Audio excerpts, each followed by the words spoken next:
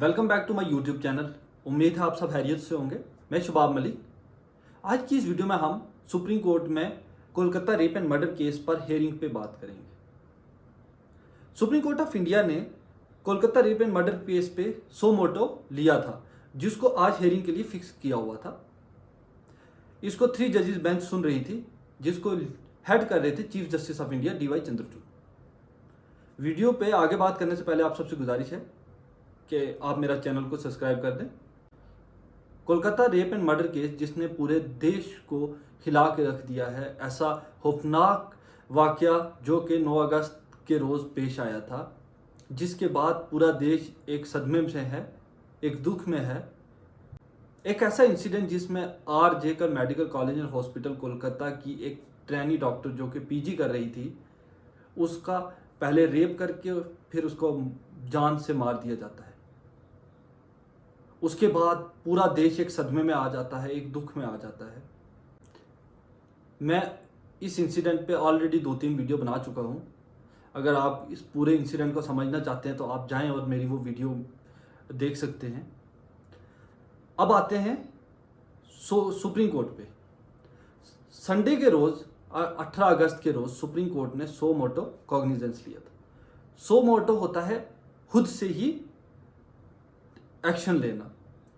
Supreme court of India के पास, हमारी Indian judiciary के पास पावर है कि वो किसी भी मैटर पे सो मोटो ले सकते हैं, खुद ही उस पे प्रोसीडिंग ले सकते हैं विदाउट किसी फॉर्मल कंप्लेंट और पिटीशन के।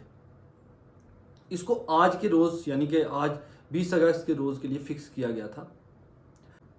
आज हियरिंग के स्टार्ट में ही chief justice of India DY Chandrachud ने एक्सप्लेन किया कि उन्होंने क्यों सो मोटो कॉग्निजेंस लिया। उसके बाद जजेस ने बहुत सख्त सवाल वेस्ट बंगाल गवर्नमेंट और पुलिस से पूछे। सीनियर एडवोकेट और काउंसिल कपिल सिब्बल रिप्रेजेंट कर रहे थे वेस्ट बंगाल गवर्नमेंट को। जस्टिस परदीवाला ने पूछा कि पहला इन्फॉर्मेंट कौन था, किसने सबसे पहले आपको इस पुलिस को इस इंसिडेंट के बारे में इन्फॉर्म किया, कौन था वो पर्सन, क्या आप हमको ये नाम बता सकते हो। जिसके जवाब में कपिल सिब्बल ने बताया कि डिजीज़ का पेरेंट्स यानी कि उनका फादर और कॉलेज का वाइस प्रिंसिपल। फिर जस्टिस परदीवाला में उसके बाद दोबारा से पूछा कि 2 FIR तो नहीं हो सकती, आप हमको ये बताएं कि किसको फर्स्ट कंप्लेनेंट ट्रीट करके उसकी कंप्लेंट पे FIR रजिस्टर की गई है। तो जिसके जवाब में बताया गया कि लड़की का पेरेंट यानी कि लड़की का फादर। फिर जस्टिस परदीवाला ने पूछा कि FIR कब रजिस्टर की गई, जिसका जवाब में उन्होंने कहा कि 11:45 रात के 11:45 पे FIR रजिस्टर की। उसके बाद चीफ जस्टिस ऑफ इंडिया ने पूछा कि आपने पेरेंट्स को विक्टिम की डिजीज़ की डेड बॉडी कब हैंड ओवर की थी। तो जिसके जवाब में बताया गया कि 8:30 पे, रात के 8:30 पे हमने अंतिम संस्कार के लिए बॉडी हैंड ओवर कर दी गई थी। जिसके बाद चीफ जस्टिस ऑफ इंडिया ने कहा कि उस FIR रजिस्टर करने में इतना डिले क्यों आया। 8:30 पे आप बॉडी हैंड ओवर कर रहे हैं और आप 11:45 पे FIR रजिस्टर कर रहे हैं, इतना डिले क्यों। चीफ जस्टिस ऑफ इंडिया ने कहा कि 3 घंटे और 45 मिनट आप बॉडी हैंड ओवर करने के बाद जाके आप FIR रजिस्टर कर रहे थे। इससे पहले आप क्या कर रहे थे, क्यों हॉस्पिटल की अथॉरिटीज़ ने FIR रजिस्टर नहीं करवाई, क्यों वहाँ के प्रिंसिपल और वाइस प्रिंसिपल क्या कर रहे थे। इसके साथ साथ चीफ जस्टिस ऑफ इंडिया ने यह कहा कि ये ड्यूटी बनती थी, ये मॉरल अथॉरिटी बनती थी प्रिंसिपल और वाइस प्रिंसिपल की कि वो लड़की के लिए FIR रजिस्टर करवाते। इतना बड़ा सानिहा, इतना बड़ा केस हो गया था, एक रेप और मर्डर केस हो चुका था, लेकिन किसी ने भी कंप्लेन नहीं की थी। और कंप्लेन लास्ट पे कौन करता है, लड़की का बाप। Very unfortunate.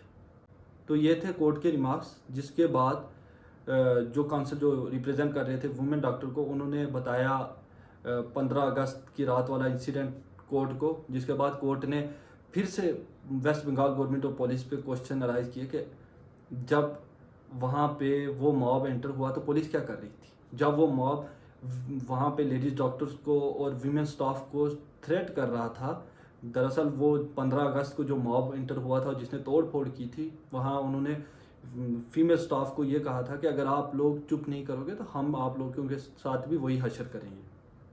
तो इस पे कोर्ट ने पूछा कि वहाँ पे पुलिस क्यों भाग गई थी, पुलिस कहाँ चली गई थी। जिसके बाद सुप्रीम कोर्ट ने CISF जो कि सेंट्रल इंडस्ट्रियल सिक्योरिटी फोर्स होती है उसको कहा है, उसको ऑर्डर किया है कि वो जाके RJ कर medical college and hospital Kolkata की सिक्योरिटी को टेक ओवर कर ले उन और डॉक्टर को प्रोटेक्ट करे और वहाँ के कॉलेज स्टाफ को प्रोटेक्ट करे। इसके साथ साथ सुप्रीम कोर्ट ने डायरेक्ट किया है CBI को कि वो फाइल करें स्टेटस रिपोर्ट इस मैटर पे, Kolkata rape and murder case पे वो स्टेटस रिपोर्ट थर्सडे के रोज़ नेक्स्ट हियरिंग वाले दिन के फाइल करें कोर्ट में। इसके साथ साथ सुप्रीम कोर्ट ने नेशनल टास्क फोर्स बनाई है जिसको ये काम सौंपा है कि वो सेफ्टी और well being of medical professions के ऊपर एक रिपोर्ट तैयार करके सुप्रीम कोर्ट में सबमिट करवाए। चीफ जस्टिस ऑफ इंडिया ने डॉक्टर्स से रिक्वेस्ट की है कि वो अपना प्रोटेस्ट कॉल ऑफ करें और कोर्ट पे ट्रस्ट करें। तो ये थी आज सुप्रीम कोर्ट की हियरिंग। आपको मैं बताऊं कि Kolkata rape and murder case के बाद जहां एक तरफ पूरा मुल्क और पूरे अवाम एक सदमे में और एक दुख में है, वहां दूसरी तरफ हम देख रहे हैं कि उसके बाद 30 से 40 रेप और चाइल्ड अब्यूज इंसिडेंट पूरे देश भर से रिपोर्ट हो रही है। आखिर हम किस तरफ जा रहे हैं? हमें इसके लिए इस रेप काजिज पे एक डीप स्टडीज़ की ज़रूरत है, हमें इस पे अच्छी खासी रिसर्च की ज़रूरत है और इस पे एक ऐसी कमेटी बननी चाहिए जो इसके डीप काजिज और रूट्स को समझे और उसके बाद जो ऐसे स्टेप लिए जाएं जिससे ऐसे इंसिडेंट कम हो सके। आज की वीडियो में बस इतना ही। उम्मीद है आपको मेरी ये वीडियो अच्छी लगी होगी। अगर अच्छी लगी है तो लाइक करें, सब्सक्राइब करना ना भूलें, शेयर भी कर दें। कल फिर मिलते हैं किसी नई वीडियो के साथ, तब तक अपने भाई को दीजिए इजाज़त। शुक्रिया।